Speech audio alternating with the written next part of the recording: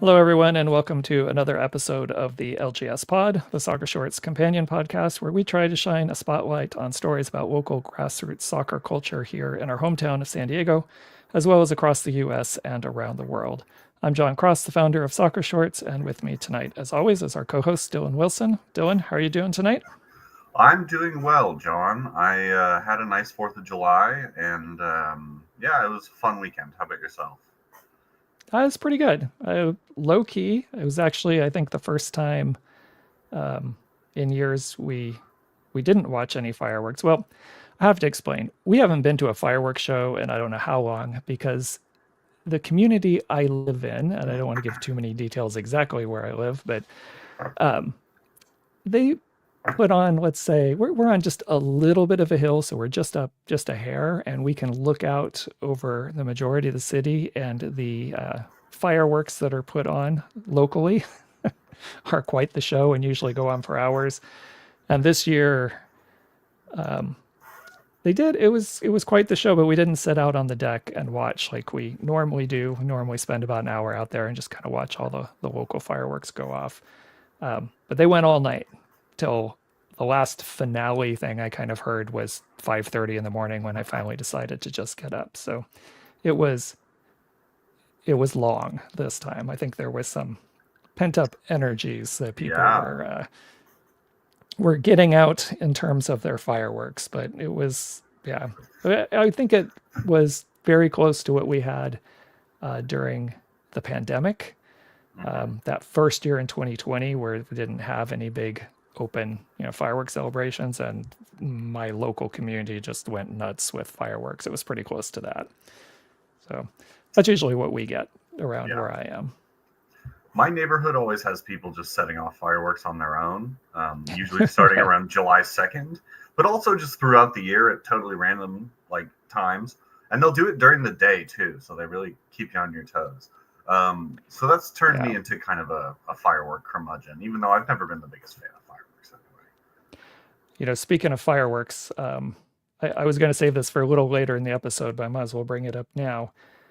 We had mentioned last time about that State of Flow podcast they're doing about the how SDFC put together their team and everything else. And I told you I had heard from one of the local producers because I had been interviewed for quite a few things, and she said my voice was in a lot of episode 4. So I did actually go back and listen to it. I think it was on Wednesday after our last podcast, and my voice was in there a decent amount, and certainly through the narration, the voice was there, and I was I was very shocked. And because they had referenced episode 1, I went back to listen to episode 1, and episode 1 kicks off with the events that happened down in Sherman Heights, where the Dago boys came marching down Imperial Avenue, closing all 4 lanes, and the cops were all there, and the big to do that we had. That's how they opened the whole series, which I was shocked that that was the thing that they used. And then in this episode 4 was all about the supporter group getting recognized. And of course, I'm biased because I was heavily involved in what was going on. And I fully expected some sane washing going on in the story, which is there. I have to say, the production of the podcast, which is also why I listened to it a little bit, because I like these kinds of things. I was curious to see how they put it together. I think the production is very good. The There were a couple of things though that it didn't surprise me the way they were spun, but were I was expected. I was just curious to see how they would do it. But I think there was only one time where I cringed and really bristled, and it was something about me and Seb working together to get all the supporter group leaders on the same page to do something, which, like, I don't see how you could possibly spin anything that way around that. But that's probably a story for another time. Um, but it was interesting. I got another text from the producer again today. I guess they're up to episode 6 of their 10-part first series, I guess, because they're going to do another one for the first season that they're putting together. So I'm very curious for how they spun that event in Sherman Heights and what happened a few weeks ago with the LA Galaxy after the LA Galaxy match at home.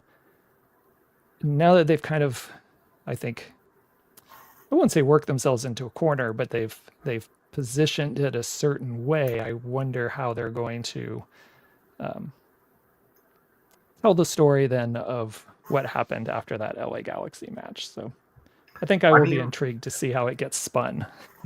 I think that, especially considering the club did kind of drop the hammer on some people, I would be surprised if they don't frame that as like, this was unfortunate that it happened, but look how well the club responded type of story. Probably.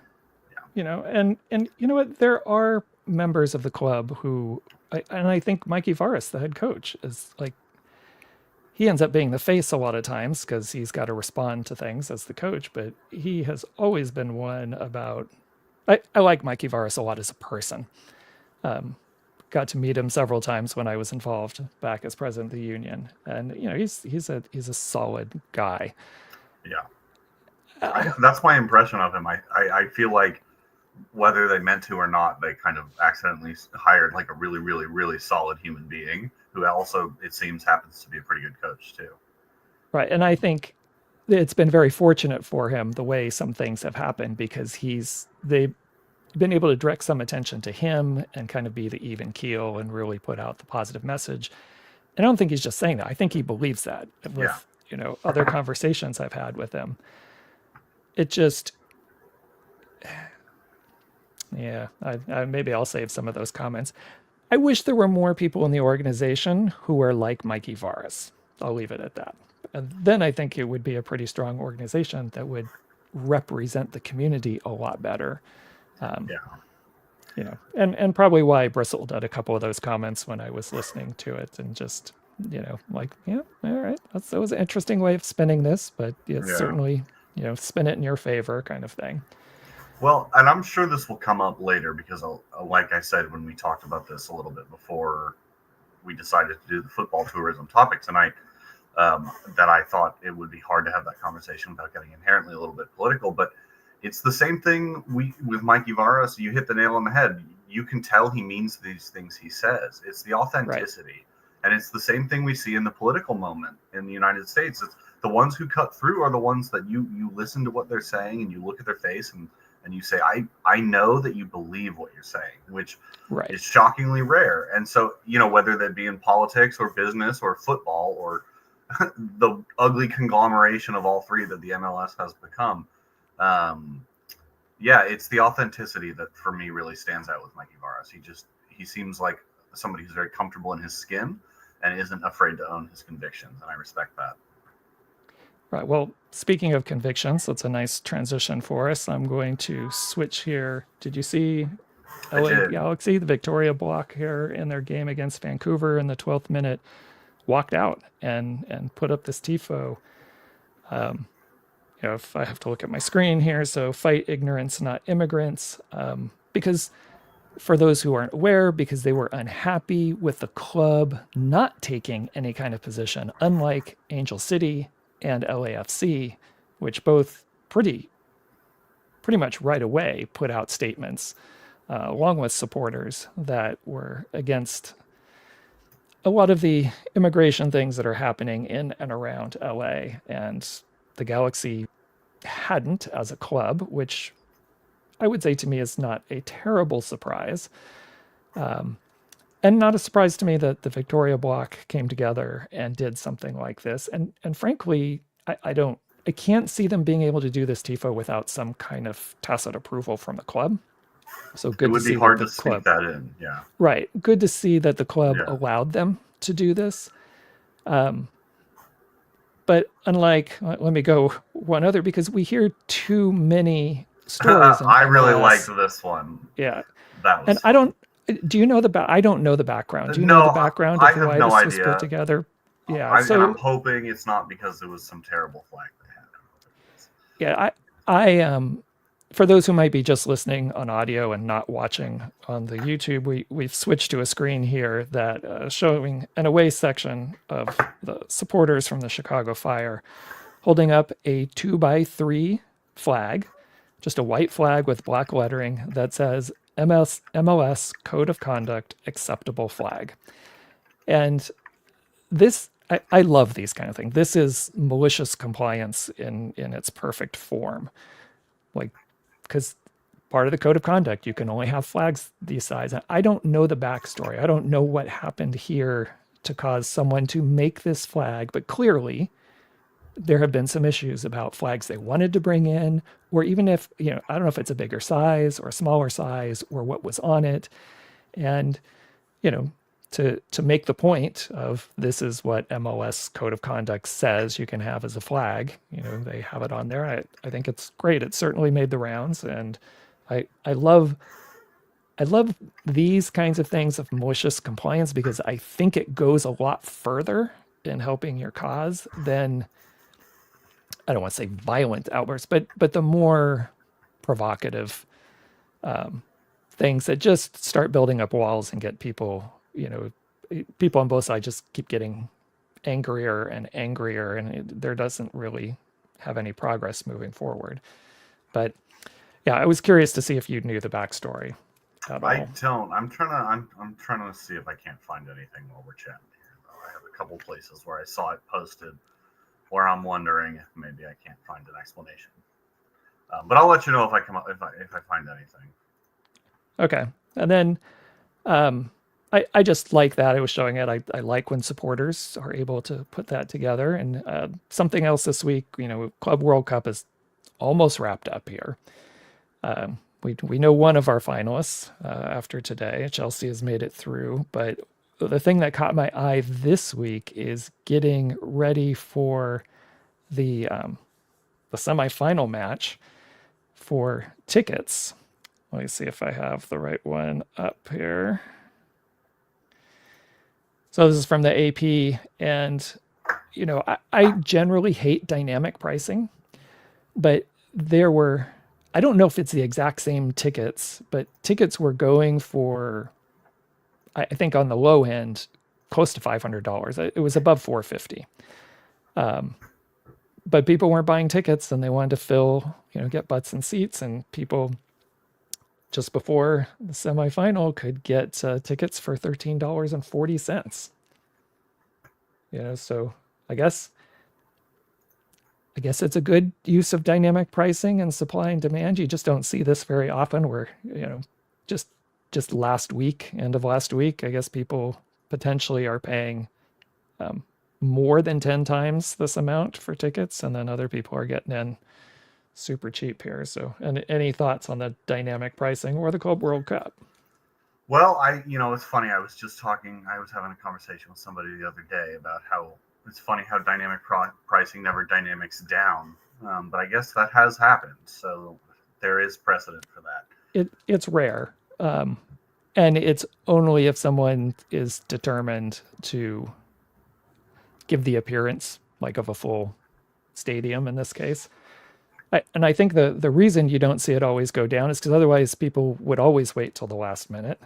Right. And then the other thing is you piss off a bunch of people, right? If people pay, if you don't offer any kind of refund and someone paid more than 10 times this amount, for tickets,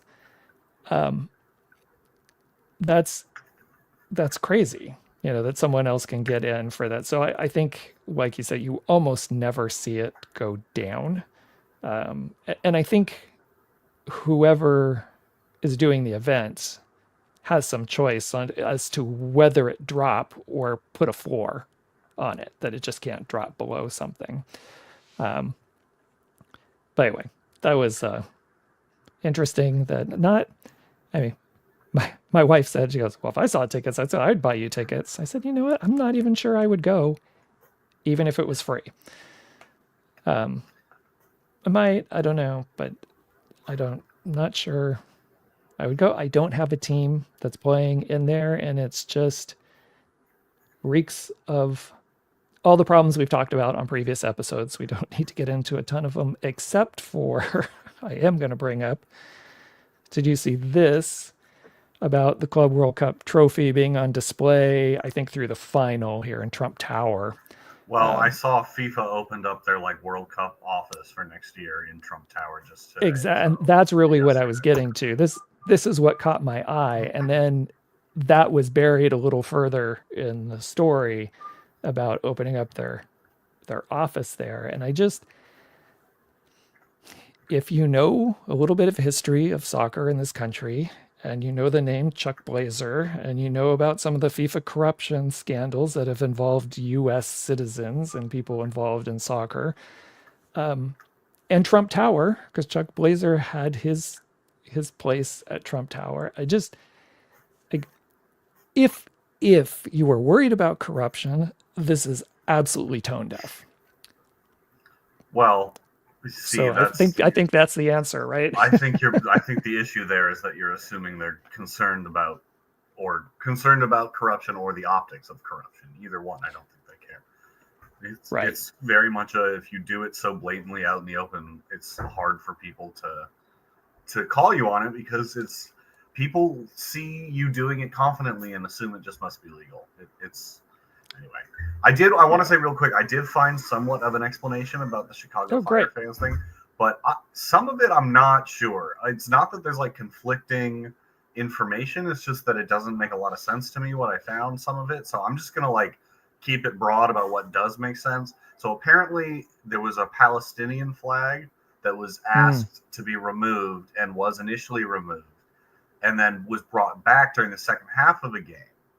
Now, where it starts to get a little, I'm not sure about it, is they say that security for Monterrey, the Mexican club, so this must have been during, you figure like the League's Cup or whatever, like assaulted a fan who was trying to prevent the removal of the Palestine flag. So got it. I don't know why Monterrey security would have been there or felt that it was their prerogative to get in the way. So I'm not going to like say that second part is definitively true, but the Palestine flag seems to have been the flag at issue. Yeah, well, not surprising. Go figure, right? Yeah. Funny how it's never an Israel flag that is getting removed. And and I still think that would cause some problems as well. Yeah. But that's again a whole other conversation What? to get into. So the last thing for our current events, have you been watching any of the Euros? Not as much as I would like. A game here and there. But. Yeah, I have not as well, partly because, well, just juggling streaming services, and one, I just hate Fox. It's so hard for me to watch things on Fox. I prefer getting things on Univision or something else, but also just juggling stuff and trying to be smart, I guess. Again, not to make things too political, but where my money is going for things. So I really haven't seen too much of them, but I did see this. You might have seen this. Here's an image that in at least one of the cities in Switzerland, they changed the crosswalk signals. So again, if you're on audio not seeing this, like we normally have the international symbol of people, and it's usually a male kind of figure. It's a stick figure, but you get the red for the person not walking, and you get the green for the person walking. But they've changed the green for the person walking to the kind of the FIFA icon symbol of the female kicking the ball. So you see a ponytail and kicking the soccer ball. So when you're walking across the street, that's what you see at some of the intersections. You see the female kicking the soccer ball as your cue to walk across. I thought it was a nice little touch to do something simple within the city to help, promote the big events that you're having. That's the kind of thing too that the average person who maybe isn't really even a football fan will notice and wonder about and probably find the answer for, right? So that's really good marketing, I would say. Right, and ask and see what's what's up and what's going on. And it's different enough that it catches the eye, but not so different that it would create like safety issues, right? It's a really good balance. So Right. Okay. So let's switch over to some cup news. And first, the National Amateur Cup. Dylan, we finally have our final four. We have Finally. all our regional winners. And again, let me see if I can get the right graphic up here. Okay, so I think for the last several shows, I've been saying I thought the finals were in Minnesota. They're actually in Milwaukee, Wisconsin. I was getting my M's confused there. But that's coming up. I think the weekend after next is going to be the finals. But it's coming up very soon here, and we'll get our first, you know, qualifier, amateur qualifier for the 2026 Open Cup. But these are our teams. We have Westchester United. We have RWB Adria, which is the last team that actually qualified from Region 2. We have Sayward FC from Region 3, and we have Sin City FC from Region 4. So finally got those. And any thoughts about the teams? And then I'm going to give you a little trivia piece about our WB Adria. Yeah, well, I was maybe I'm about to tell you what it is because I just Oh, googled it okay. because that crest screams to me, and the name Adria, Croatia. There are about Correct. 150,000 ethnic Croats in Chicago. I had no idea. It's the largest Croatian diaspora in the United States. So that's cool. And yeah, and you get a hint of it by their little checkered flag there, you More know. than a hint, yes. Right. Yeah, yeah. Well, And sorry. Go ahead. Go ahead. well, I was just gonna say the Adria, I think, was for the Adriatic Sea. Right, Is what exactly. Which that's is the sea referencing. that the Croatian coast is on. So Yeah. yeah, yeah. I And have you've been to I've Croatia, been right?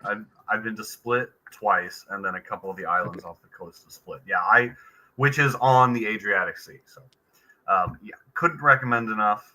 Croatia is absolutely beautiful. The people are very kind and lovely, and the football culture is very robust, I would say. I mean, we've talked about Torcida off camera before, so Right. maybe we could talk about that some other time. But anyway, that's where my eye was initially drawn there. So as a fan of Croatian footy, that caught my eye very quickly. Yeah, I bet. And they actually fairly recently have won the National Amateur Cup, I think in 2011 and 2013, if I remember correctly. So that would have been before the winner qualified for the Open Cup, then, right? Yes. Okay, Yes. because I don't recall seeing the Open Cup. But they have won it before, so this is a strong club. But when I was doing a little Googling in history earlier today, and let's pull this up here. On the screen, if you're looking at it, might be hard to read the text, but this is on their club website. But that is Portuguese Whoa, legend yeah. Eusebio, who in the 70s, and I don't know for how long, but in the 70s at some point played for RWB Adria. So I think we have that a lot in the 70s, and we'll dive into this as we do some of our history stuff later. I don't know when we'll get to it, but in the 70s especially, there were an awful lot of top players from Europe that ended up playing sometimes for just some club teams and living in the US. And not just from Europe, from Latin America. I mean, we had a lot of people that came and helped build some programs, sometimes locally. But anyway, there's just, I thought that was cool. It's like, oh, Eusebio playing for RWB Adria in the Chicago leagues. So I thought that was pretty cool. That is cool. I had no idea. For what it's worth, I looked it up. RWB is just red, white, blue, the colors of the Croatian flag. So I was going to say, I don't recall seeing a lot of Croatian words that started with W's or B's, but that would explain that. So, well, no, B maybe, but anyway. There was one other thing I was going to say. Oh, I realized, I'm sorry, this is just kind of like a neat little tidbit I found while looking up this club. The Croatian name, I'm not going to try to pronounce, but the last word is Jadran, Jadran. And when I was off in one of the islands off the coast of Split, we were staying in a city called Starigrad, and the team was called Jadran Starigrad. And I was like, oh, that's kind of a fun name. I didn't know what it meant. Never bothered to look it up. Now I know it just means Adriatic. So there you Yeah. go. All right. Well, since we're down to those final four, and by the end of the month, I believe we will know who the who's going to be that first representative in the 2026 U.S. Open Cup. We do have matches tonight for the U.S. Open Cup, and there are some interesting storylines. We're not going to dive into all of them. If you go to the U.S. Soccer site, they have some good old stories about the games that are tonight. But also, if you go to the cup.us, which I'm going to go there, who I love in terms of US Open Cup coverage. I mean, if you haven't gone to visit them, the cup.us, that is probably the best place to get news about the Open Cup, but especially the history of the Open Cup. And they've done some great profiles and stories that lead up for these games that are going on tonight and tomorrow as we record this on a Tuesday. But this headline that we have up on the screen, I believe. Let me make sure it's up on the screen and look. Okay. About this 2025 edition is the first quarterfinals in 10 years that's been all MLS. So we've always That's had a a lower bummer. league team make it this far. I didn't realize that it's been 10 years since that Yeah, has I mean, happened. So well, that speaks to the I think the growth and quality of them, specifically the USL, but the lower levels as well over the last 10 years. right. And I agree with you with the growth and everything. It is too bad we don't have one to kind of root for an upset for those like the two of us here who really like the upsets, the cup sets, and like to see a team make a deep run. I guess I think it just helps soccer overall in this country when we're able to see some of those things happen rather than everything kind of tend to be an all MLS affair.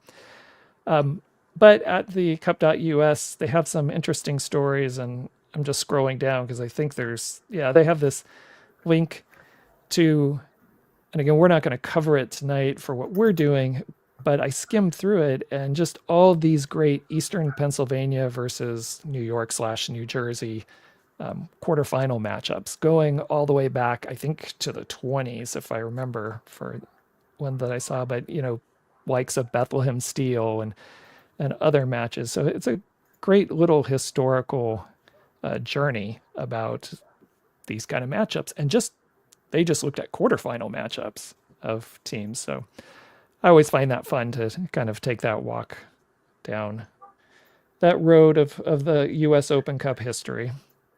So Yeah, definitely. just if you get the chance, if you haven't checked it out, even Dylan, you get the chance. They have some really, they have several stories and articles. That's just one of them that they have on Yeah, here. I'm familiar with the publication and I follow them on Blue Sky. I haven't read articles there recently though, because as we've discussed, I've a little bit lost interest with the lack of um, a real proper underdog storyline.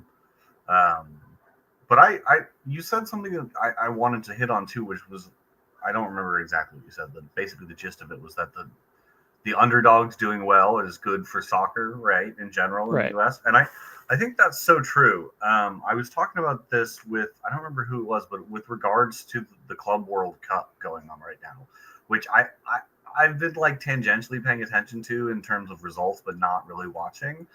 Um, but I was saying, like, you know what would get me to watch the next Club World Cup?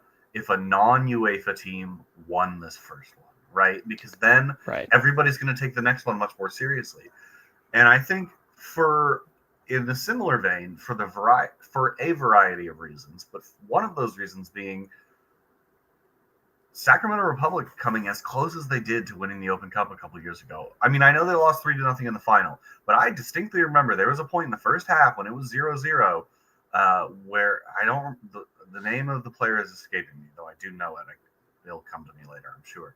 Threw on goal and puts it just wide. If Sacramento scores there and goes up 1-0, who's to say that they don't go on to win that game? So my point being, I think Sacramento coming as close as they did to winning the U.S. Open Cup is one of the reasons, among a few others, that we've seen the MLS clubs noticeably take it more seriously in the last few years. Whether that's a league-wide directive coming from the top, which I would understand, or it's just in the good faith of sporting competition, it doesn't really matter. It's made them take it more seriously. And while it's created this quarterfinal that I don't really care about, it's still good for the sport overall. Right. I agree. And to go back to what you said about the Club World Cup, I mean, I know there's been a lot of talk about PSG Madrid, and it holds no interest for me. No, not at It all. just, and maybe it's the time of year, and maybe it's my own bias against the Club World Cup right now. But like you said, I think I would have been more interested in it if Chelsea did not advance. Like you said, if we would have had a 100%. non-UEFA team that was in the final, then I might be curious to see, so which of these teams is going to play? I think that would have piqued my interest a little more, and I might have actually had a game somewhere along the line here that I've tuned into to tune in to really watch because I haven't. I told you last episode I watched bits and pieces of a couple that had MLS teams in them, and it's not because they were MLS teams, just coincided with when I was sitting down having some lunch, and I just was just like, all right, I'll just let's see what the standard of play is, and where one of the things we frequently complain about the CONCACAF Champions League is when the games get serious, MLS is just starting their season and the Mexican teams are in the middle of their season. So I'm like, okay, you have no complaints right now. You're in the middle of your season. You should be primed and ready, and everybody else is in various stages of finishing up a season, off season, trying to maintain. I guess they technically are not an off season or preseason, but they're in a weird limbo of extending their season for so long. I mean, this ought to be the opportunity that one of those teams could take advantage of that. And I don't think it's surprising that the MLS teams didn't do strongly in the tournament. But I think it's also just like USL teams in this Open Cup. It's a good measuring stick to see where you are, realistically where you are. And if you want to get better, figure out the things you need to do to get better.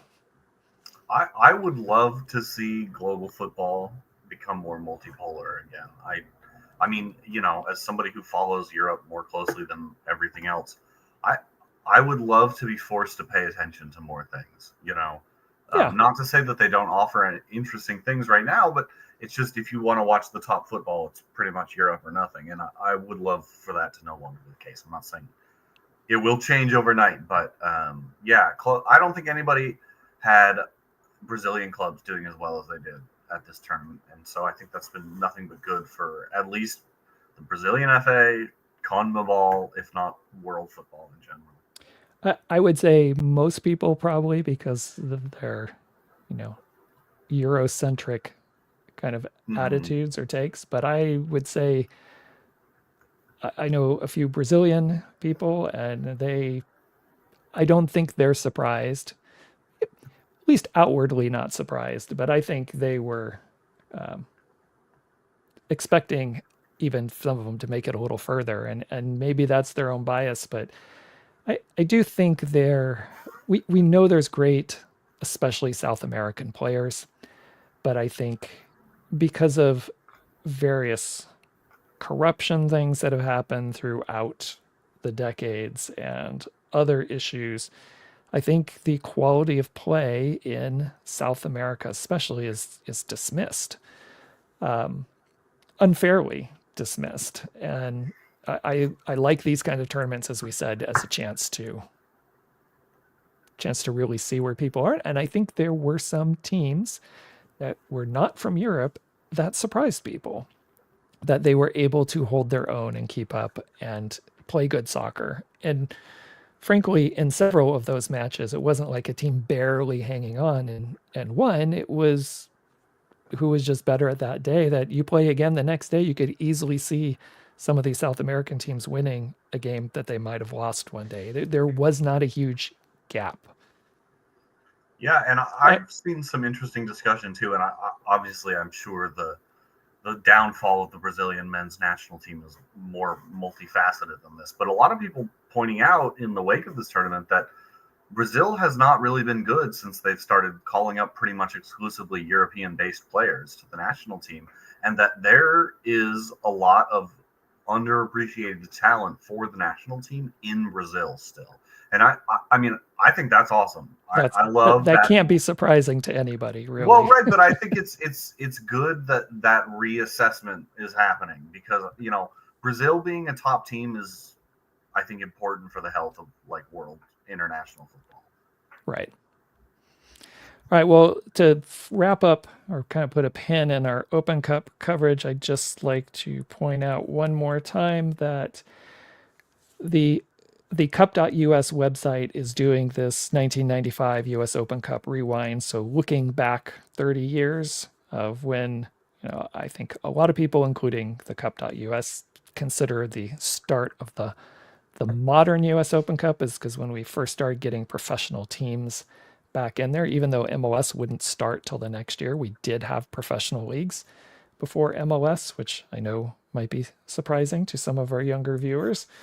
But we started to get professional teams back in, and I really love what they're doing with doing this in the equivalent real time. So if there was a match today on July 8th in 1995, then they would be covering it like it happened today. So kind of nice having this parallel structure of looking back 30 years. I really hope they do this for many years to come and kind of keep this 30-year, just looking back 30 years and just kind of see how things have changed over about a generation of time. What was the soccer like? What was the tournament like 30 years ago?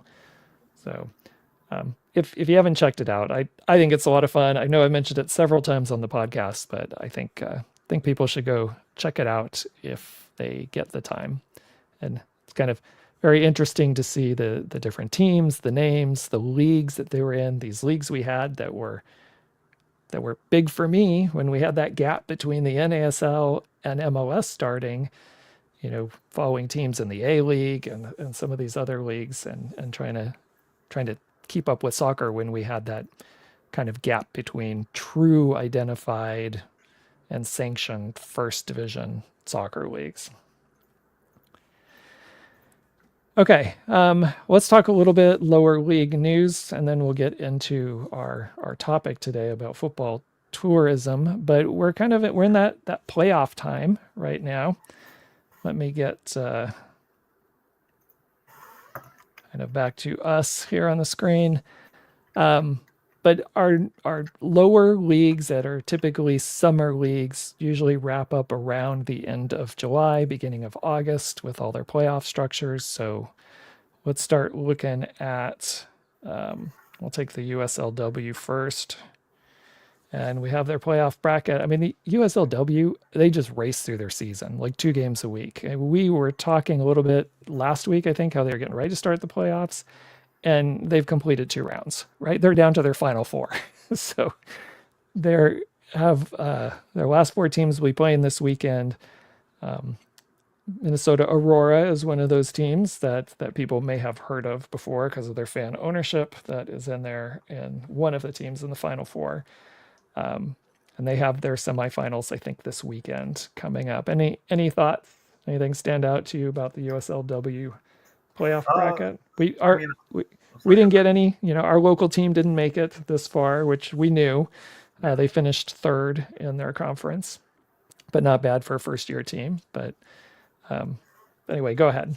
Well, I know Minnesota Aurora is kind of an internet phenomenon because their kit and badge are very well liked in the internet soccer community, and I know they have either won or been in the final a couple times before, so not surprised to see them there. But I don't really know the story of many of these other clubs. I see North Carolina Courage is U23, so that's good for them. That's great experience for those young players. But other than that, no, I don't really have a whole lot of knowledge on these teams. And so they will be wrapping up pretty soon, and it's really going to be interesting to see what happens with the USL Super League. And and they have this gap. They don't really have a Division 2, and whether, because they have so many teams now that this Division 3 is growing, whether they start moving some of these team up to fill a Division 2 and eventually do promotion relegation on the women's side as well. And we also have another huge league, which we've talked about, is the WPSL, which I think we need to give a huge shout out to the San Diego Dons. They won the SoCal Conference. They ended up tying with, I can't remember the team now. I'll look at it in the bracket here in just a second, but they were tied on points. The Dons had the tiebreaker. This is the first year for the Dons in the WPSL, and they started off a little slow, but then came back strong. Won the league, won the conference, won all the tiebreakers. WPSL put out this story that this picture is grabbed from that shows the team here yesterday, and talked about how they were conference champions. And conference champions are the ones who are supposed to make the playoffs.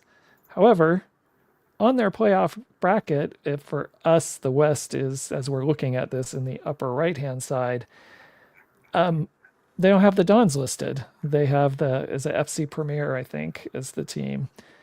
They're up in, not Irvine, Temecula, I think is where they are. And actually, this whole West bracket is going to be played up in Temecula. So this weekend, if you want to go see some of the top lower league women's teams on the West here, they're going to be up there playing, I believe, Saturday and Sunday. So semifinals on Saturday, and then I think the final on Sunday. So that will be the bracket there out of the West to kind of start figuring out who the WPSL Final Four are going to be. So I have no idea why the Dons aren't the representative from the Southwest Conference or the SoCal Conference. But I don't know, Dylan, if you have heard anything or not. No, I have no idea.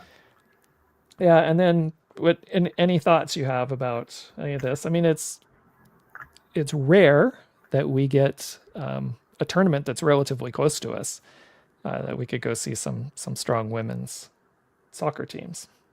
Yeah, that's exciting. Looks like it's this upcoming weekend. Yeah, might check that out.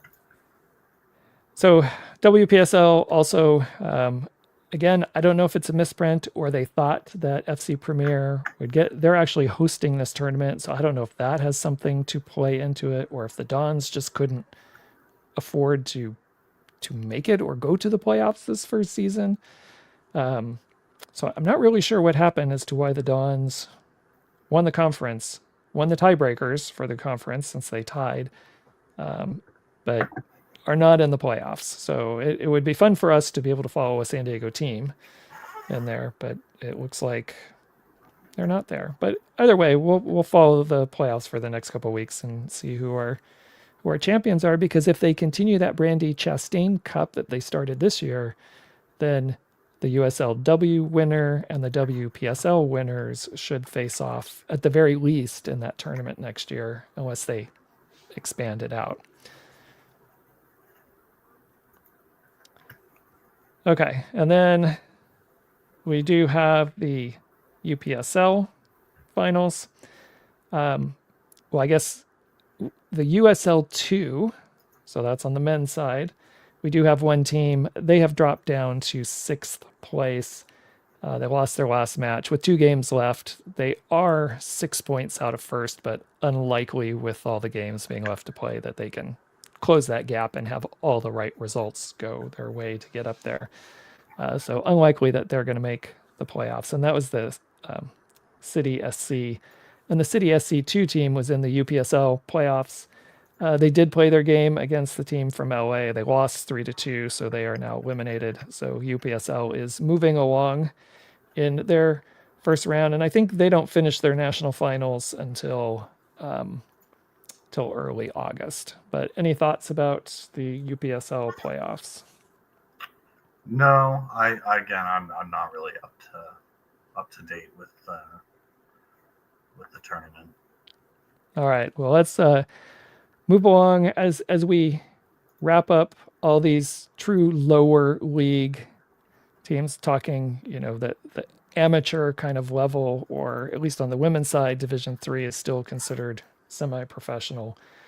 But looking at some of these semi-professional teams finishing, they will all wrap up here very soon. But then we still have things like, on the men's side at least, USL Championship and League One.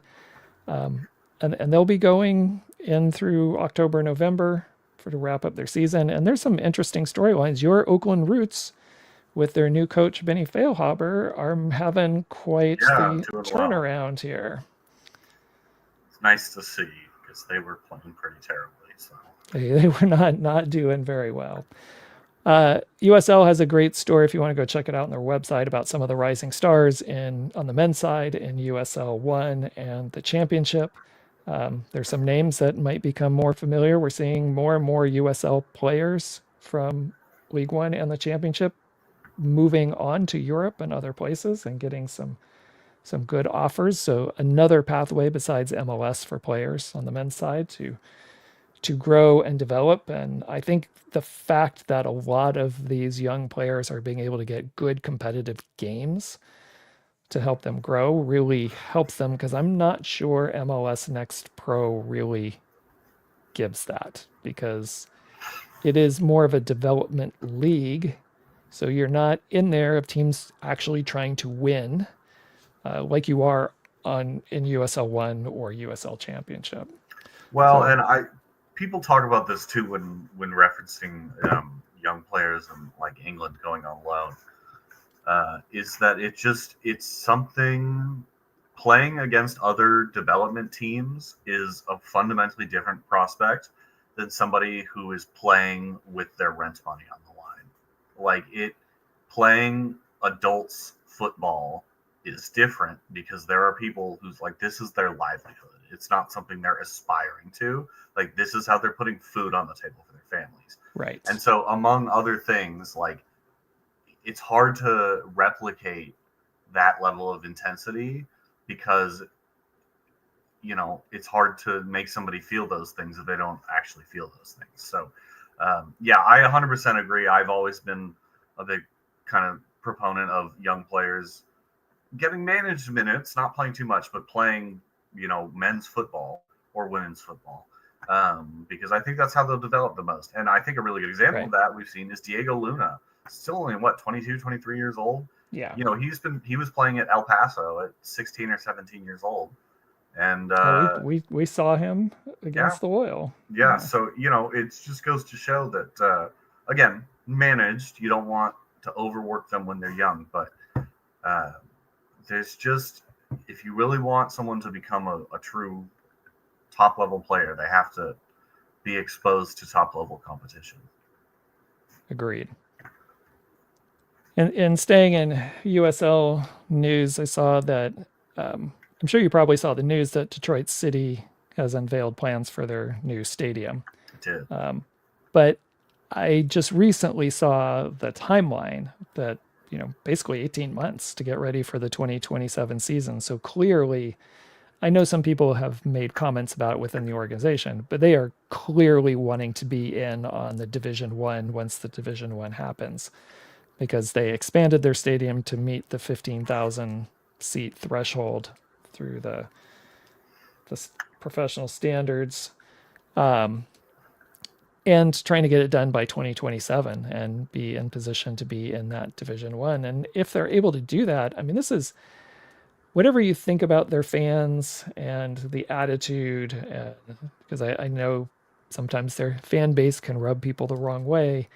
I think, especially the way the American soccer structure works, this is an incredible story of a small, basically community-based team that really started to thrive once it got to the NPSL, and then has it potentially in a decade is going to be playing in a first division. Now, it's not based entirely on merit, although they have been good in the leagues they've been playing in.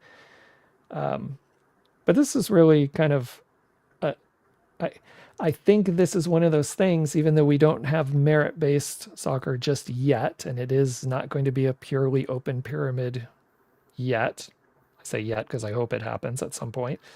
But it does show a team that's potentially going to be in the first division that didn't get there because someone with lots of money just bought their way in right at the top. They have played at various levels and have figured out ways to climb the ladder in our screwy American system. But I think this is going to be quite a story if they're able to make it and be a first division team that other people can look at as an example and try to emulate, and especially if we get pro rel type stuff within the USL structure, only helps teams look like we could start down here in effectively our fourth tier and work their way up. They're starting to become a more a more viable pathway to do that. Yeah, I think Detroit City are like a model.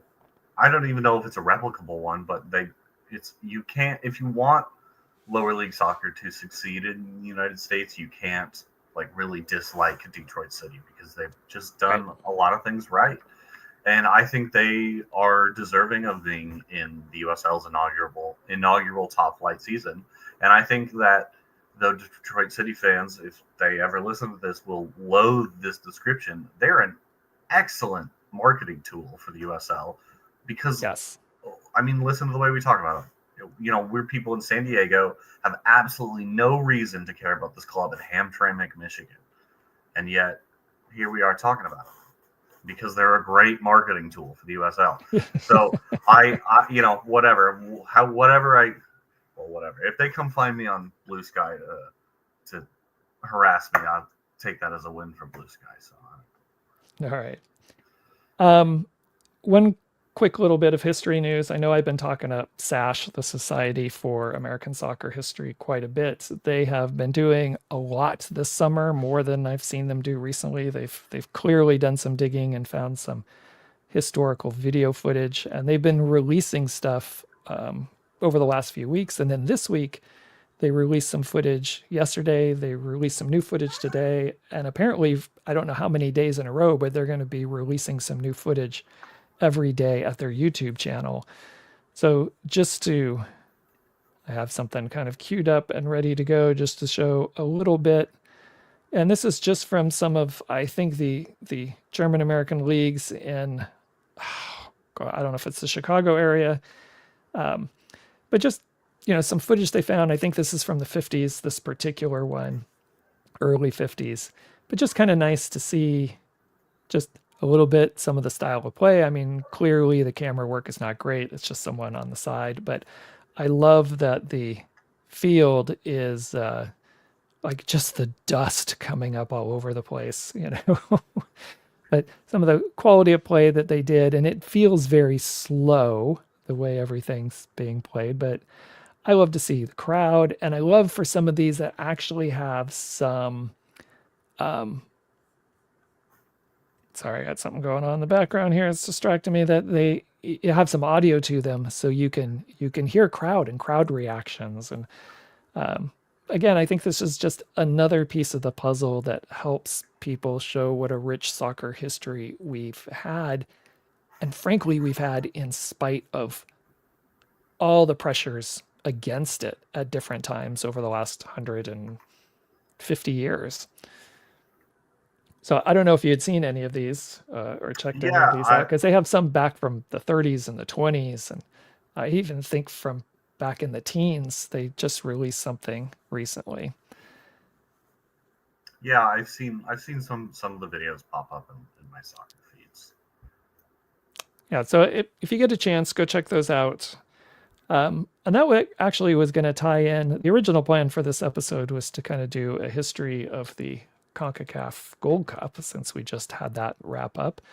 But like everything, once I really started digging into the history, not just going and glancing at a Wikipedia page and seeing what's there, I found a lot of interesting stuff, and there was way too much to try to put together to get ready for this episode. So at some point, we will tackle that and kind of look at how we got to the current version of the Gold Cup.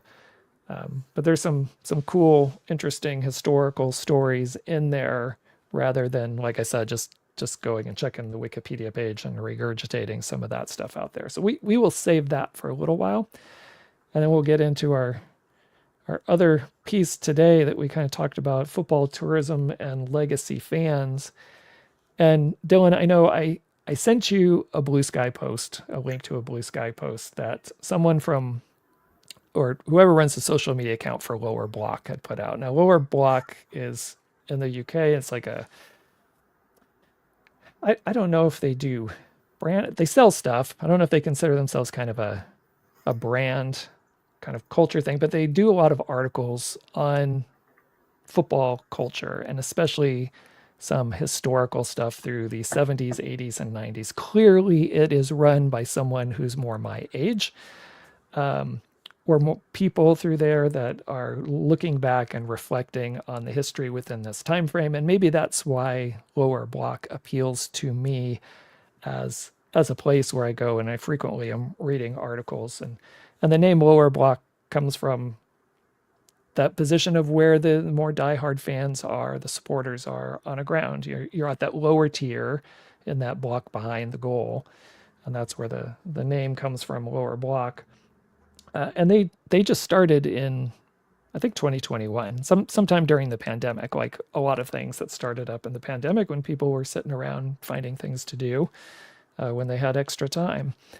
So I think they have some really interesting historical soccer stories about UK soccer culture.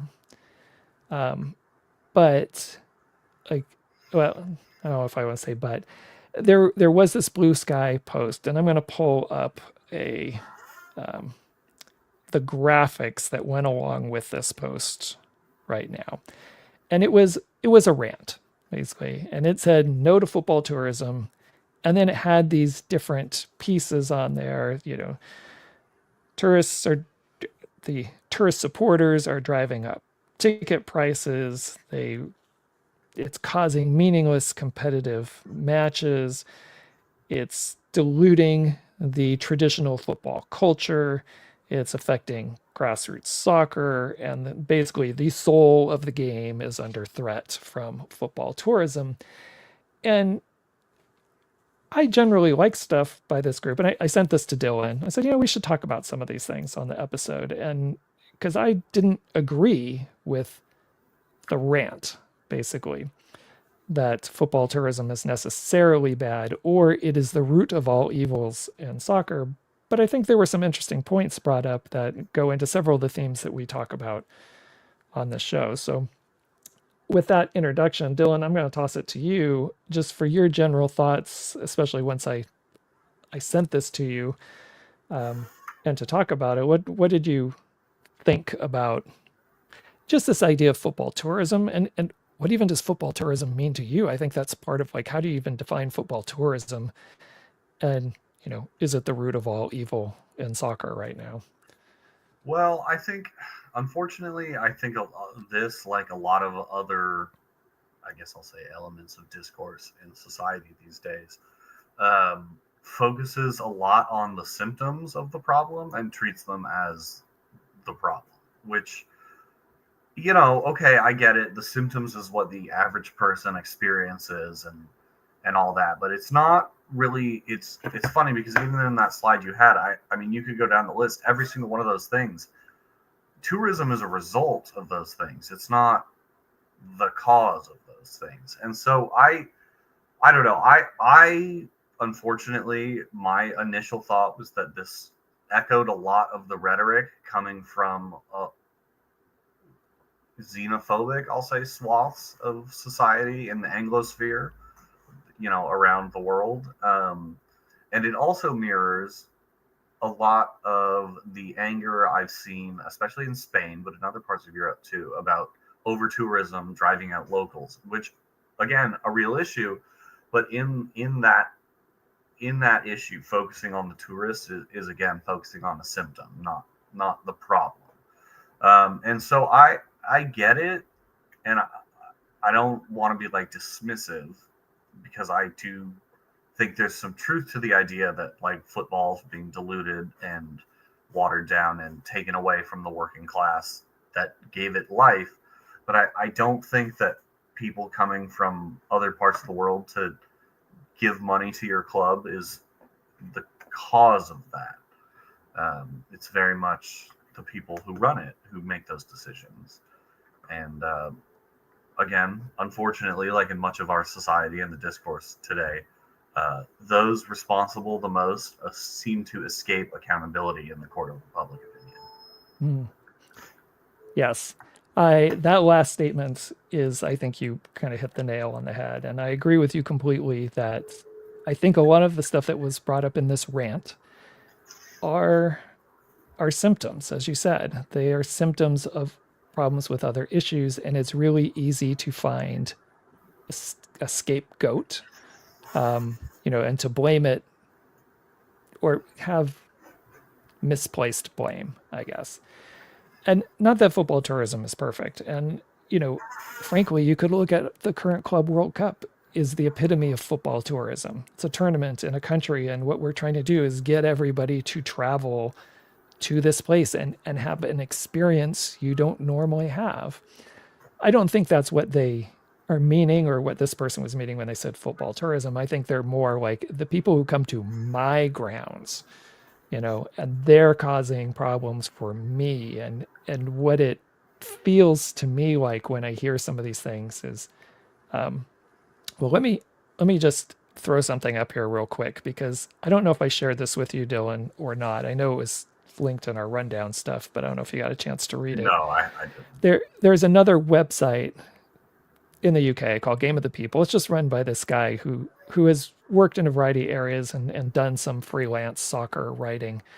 And he wrote this article talking about, and it kind of dovetails into this idea of football tourism that is ruining the game. And this person, who again is closer to my age, but talking about how legacy fans, people who had been there for years and decades, buying the tickets, being part of the culture, creating the atmosphere that people love, that want to be a part of today, all the young people want to be part of it, that,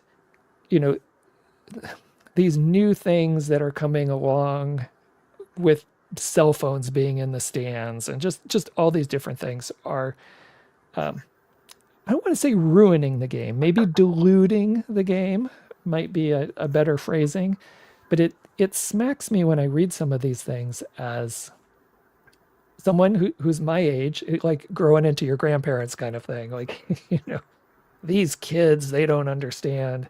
And it strikes me as becoming gatekeeping. Well, that's not the way we did it. We didn't have to have cell phones when we were watching the match. We just stood and sung all match. And I mean, back when I was president of the supporters union, this was a big issue that a lot of different groups were wrestling with.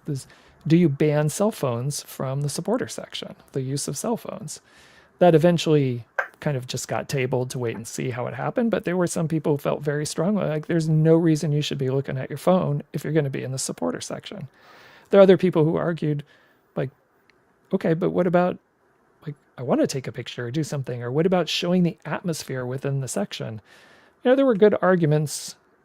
I think there were some good arguments on both sides as to why go one way or the other, but especially the banning of the cell phone just feels like, to me, it felt like gatekeeping. And this article for the Game of the People and legacy fans feels like gatekeeping. And the football tourism one, I think it's misplaced anger about potential problems that are out there that are not necessarily caused by football tourism. But as you said, football tourism is a symptom of some of these other problems that are also causing some of those issues. So I don't know. Again, but I'll toss it back to you for some thoughts. And then I kind of want to look at each of those questions that were up on the graphic. I'll pull that up again to kind of talk about what you think, maybe what I think are really the root of some of these problems, as opposed to maybe football tourism. Yeah, so I didn't see that Game of the People article before now, but where my head immediately goes there is when older folks or kind of retirement age folks these days, or maybe they don't do it so much, but 10 years ago would, as advice to people looking to enter the workforce, just walk in and hand them an application. It's like that was once good advice, but it's very, very, very outdated because you haven't been looking to enter the workforce for however many years now. And the idea that legacy fans are this kind of like nebulous past group that created a good atmosphere that doesn't exist anymore, it's young people. It's always been young people. It will always be young people because they're the ones with Right. the energy to stand and jump and sing the whole time. Not to say older folks never have that, but generally speaking, as a rule, if you have a rowdy crowd, it's because you have a lot of people 18 to 35 ish, right? 18 to 30, even, let's say. And so it's almost like extremely ironic to have an older person like complaining about the lack of atmosphere at the games they're going to when, you know, it's anyway, I'm getting a little off track here. The point I'm trying to get at is it does feel like gatekeeping, but in an almost kind of patronizing way, because it's like, let me tell you how to do this thing that doesn't exist or work anymore. And you know, the issue with the atmosphere is not who's there. Well, I mean, to an extent, it's who's there, but the filter isn't the club. The filter that decides who's in the stadium isn't, you know, the passion or anything like that, or the level of fandom. It's the cost of the tickets, and Yeah. those cost of tickets tend to keep your 18 to 25, 18 to 30 demographics from purchasing season tickets or things like that. And so, yeah, you're gonna, you know, but it's those same huge ticket costs that allow your club to compete on a global scale in this day and age. So it's kind of like, you know, damned if you do, damned if you don't. So I don't know. That was a bit incoherent, but it just feels like another rehashing of the, like you said, old man shakes fist at cloud kind of thing. Right. That's you know, when I read that second article, because I saw that almost immediately after I think I sent you the link to this Blue Sky post and rant, which I think was posted on all their social media. I don't think it was just on Blue Sky. That's just where I saw it.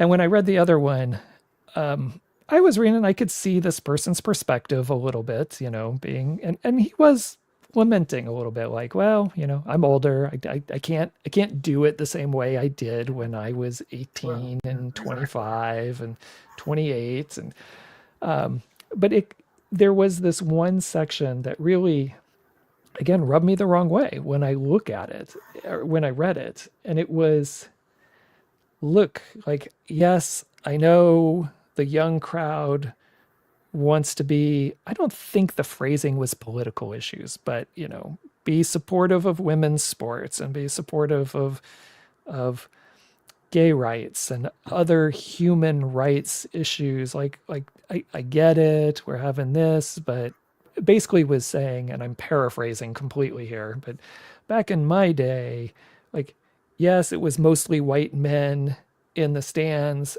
and people just wanted to get away from all the politics of the world. And this is like, this is one of the phrases and things that I hate when I hear it here in the US, of the like, keep politics out of sports. I mean, politics has always been in sports, first of all. So we'll just go beyond that, but, you know, keep it out of sports. And like, I don't want this. I bought a ticket because I just want to enjoy this. And what I hear when I hear someone say that is because all the people pretty much that I've heard make those comments, the other comments they make outside of the sport world is like, I'm threatened by all these changes that are happening everywhere else. And I want an excuse, this is my phrasing, I want an excuse to be an asshole in a sporting arena. I bought the ticket, so I want to be able to be the toxic masculine male at a sporting event and harass and spew hate at someone because I can't do it anywhere else in my life. I'm going to get in trouble. This is the last place that I can like get all this energy out. And I just, as I had some sympathy for some of the things I was reading, when I got to that, and it didn't say it as bluntly as I said it, and I said I was paraphrasing, but it certainly alluded to the, you know, like, why can't we just watch sports anymore? You know, why does it have to be about all this other stuff? And I just, again, that's one of those things that really rubs me the wrong way, And I think also misses one of the most important aspects of sport and community. It is a reflection of what's going on in and around the world, always, at all times. It always has been. And I think whenever I hear people say, when we get politics out of sports, they're just saying, I don't like those politics. Because if you do Correct. something different political, totally okay with it. They all love the flyovers and the Gallant's Sure. national anthem displays. So. Right.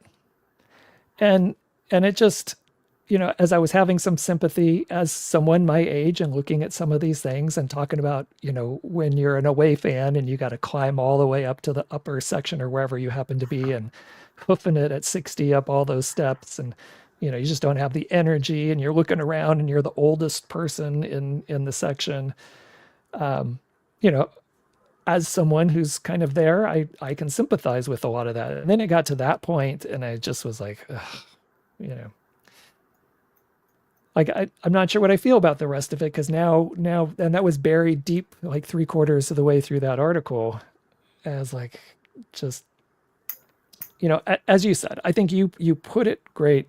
It's always been about the younger crowd. They're the ones who bring the energy and the change. And I think as people get older, as someone who is older, I think a lot of times people look back at their youth with some kind of nostalgia, and they remember the good and don't remember all the bad.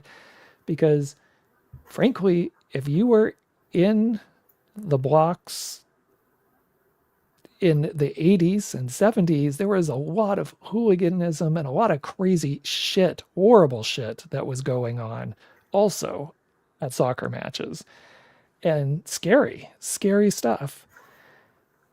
And thank It's God we don't have that for the most part now. But I think when people tend to look back, they kind of push that aside or bury it, and then they just think about the other parts they enjoyed.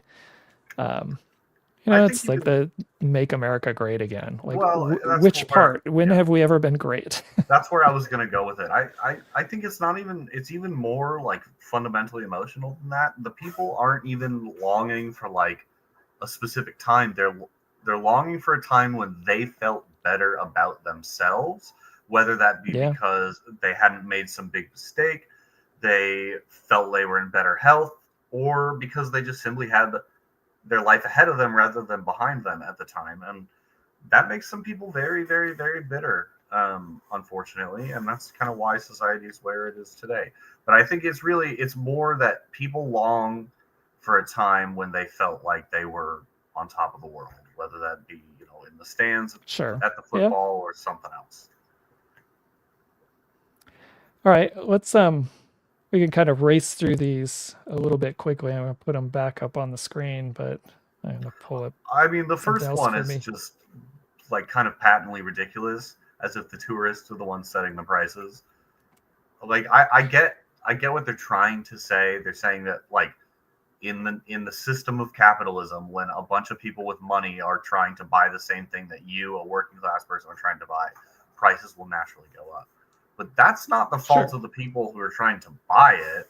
Like if your contention is that the football club should maintain low prices to maintain its identity, that's on the football club. Like that's not on the people buying the tickets. That's on the person selling them, in my opinion. Right. And they're clearly, and again, I think this gets to what that statement is driving at. There are ownership groups that are actively trying to sell more tickets to families and other people who are willing to come to maybe 3 matches a season, right? Something where it's a special event for them, and they're willing to pay a little extra. They don't want to buy a full season ticket package. They don't want the commitment of going all the time. And I mean, I've heard various owners around the world really looking at some of the US models like, if we could get in more casual fans, we could make more money. So ticket prices could be raised. But when you bring in more casual fans, and I don't think it's necessarily tourist or, you know, football tourism, but when you bring in more casual fans and fill more butts in the seats that way, people who are willing to pay a higher price, you start cutting into your traditional season ticket base, your working class base that has predominantly created the culture inside the home grounds. And then you start to lose some of that culture. So I get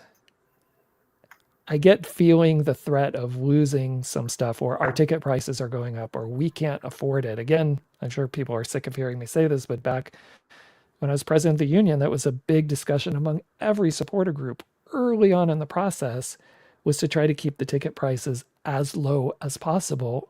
Otherwise, you're not going to get you're not going to be able to get enough people who are willing to be there every single match. Because to be there every single match is going to be an expense and a commitment, because it becomes basically an all-day commitment.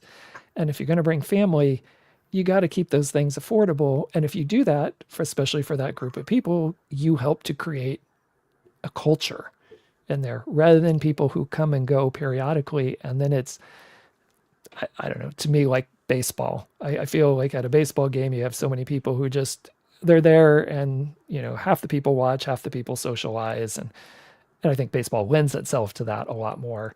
But I think you get a lot more of that. You get a lot more of the casual fans who like the event, but don't really care about I don't want to say the bigger picture. God, that sounds like I'm being a gatekeeper. But they don't want the commitment of being a supporter and being there all the time and being part of that bigger movement. They just want the one-off experience.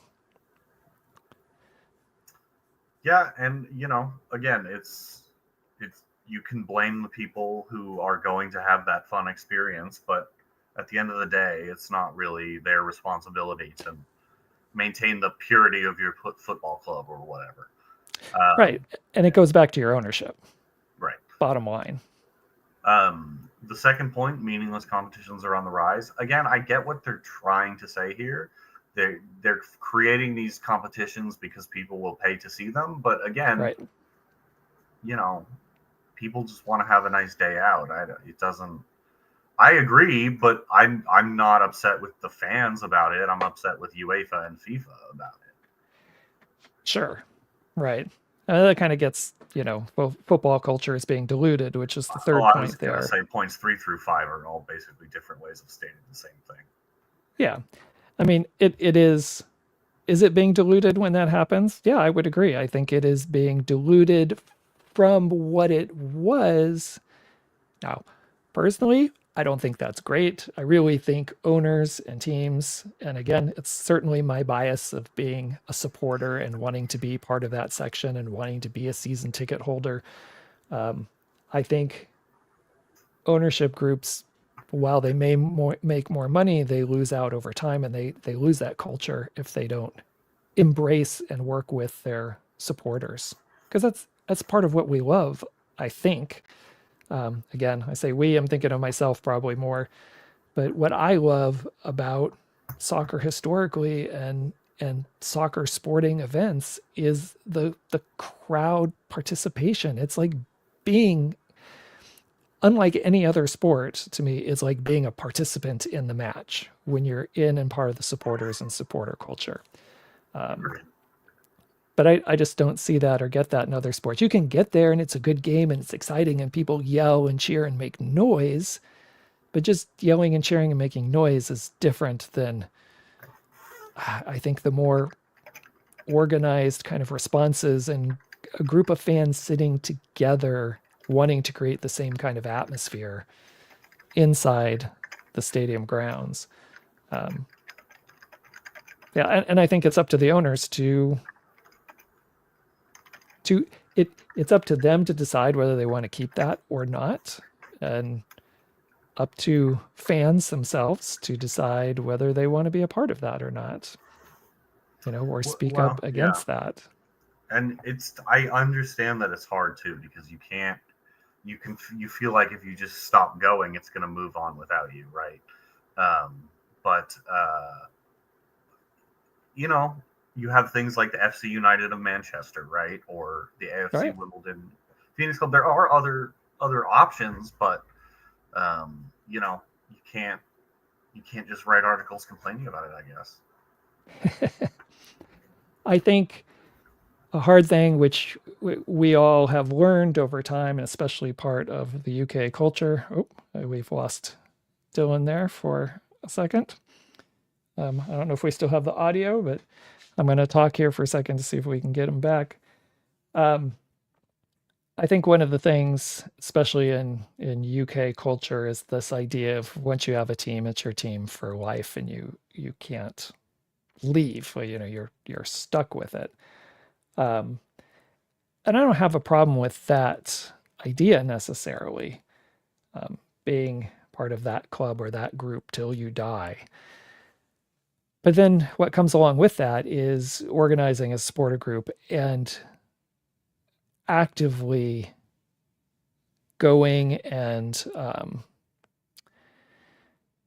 speaking out against your club and your club ownership and trying to make changes. Otherwise, if you're, if you don't do that, I mean, your other choice is to leave. And frankly, I think everybody knows this by now. I was, the president of the union when we started. I had, helped organize and get things going. But it came a point also for me. I mean, my health was a huge reason, certainly. And that is ultimately why I stepped back, because I knew there was an inflection point that I didn't have the stamina to be able to fight against some of the leaders within the SDFC organization on behalf of the supporters that was going to, in my mind, be necessary. And I had to make a decision. Do you stick with it and just complain, or do you not support it? And I think this fundamentally comes down to so many different things that we're seeing in society. And I think in the US, we're learning this a lot more because we've always just kind of still done things. I mean, Dylan, you and I, we talk about, we only use Blue Sky for our social media for this, and even individually. And there's a reason. Like, you can choose to keep supporting something, complain, but sometimes there comes a time where you may have to stop actively supporting. But if you want to see a change, because as long as people still pay their money and still people do, whatever it is they're doing, there's no reason for the ownership group to make a change. Well, and especially in the case of social media in general, but X/Twitter specifically, like, genuinely good for my mental health not having that on my phone anymore. So Yeah. It's double whammy. Good for you. Yeah. All right. Well, I think we've kind of covered most of it. I feel like we're both kind of in agreement. It's not necessarily football tourism that's bad. Football tourism is a symptom. I will say, not to speak on your behalf, but I will say more on the, I'll say it, greed of the ownership in terms of trying to make more money. But Dylan, you also brought up a good point. If you want to keep up on the world stage, you have to have money somehow. It doesn't necessarily have to come from ticket prices, but you have payroll you have to do if you want to stay on the top stage. So it's got to come from somewhere. On that topic, we don't need to do a whole episode about this, but this might be an interesting conversation to have sometime, actually, about ownership at the top level. And this is a conversation that comes up a lot in Tottenham Hotspur fan circles, because Daniel Levy, the chairman, who is part of England National Investment Corporation, ENIC, which is the owner, they own like 80-something% of the club, he's not popular amongst the fans.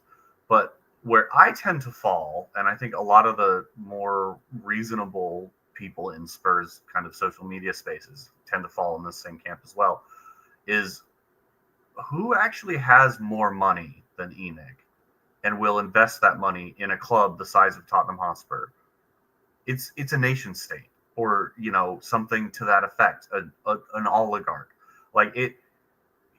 My point that I'm trying to get to is sometimes the devil is better than the one that you don't, and sometimes the money coming out of fans' pockets might be hard to swallow, but that actually is more your club than it would be if that money was coming from somewhere else, because as you said, the money's got to come from somewhere, and if it's not coming from actual revenue in the club, it's coming from somebody with disposable income and most likely an agenda, right? So it's if you want to be at the top level, it it's kind of six or one and a half dozen of the other. Like it's double-edged sword. There's almost no winning. It's just about what you view as more important.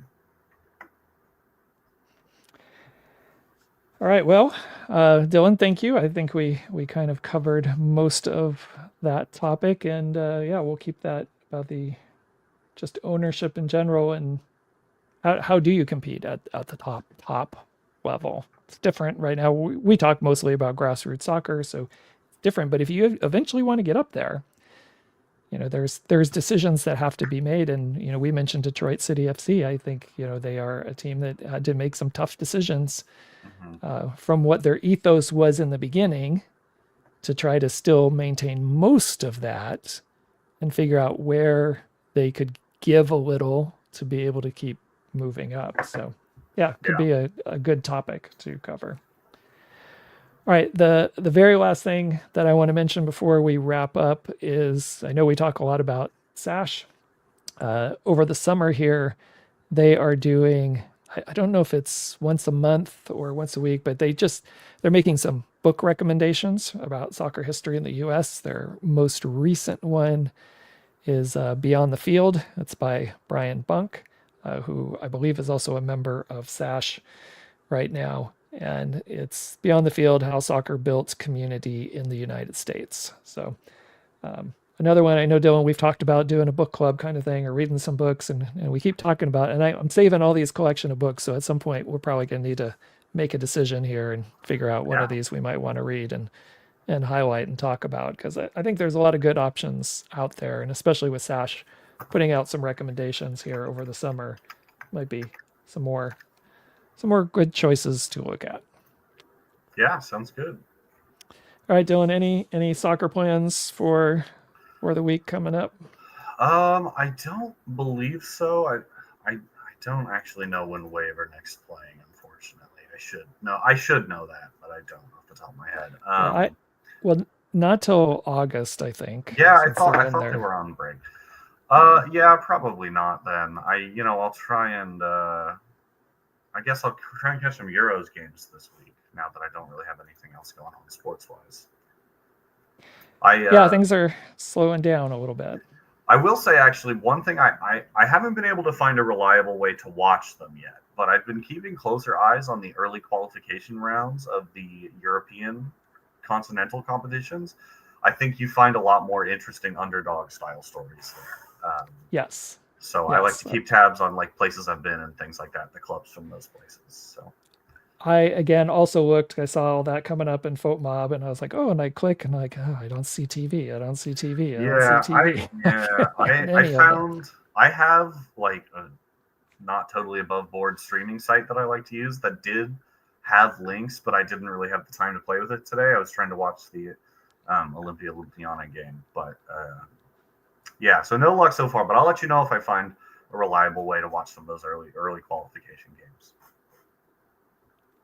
All right.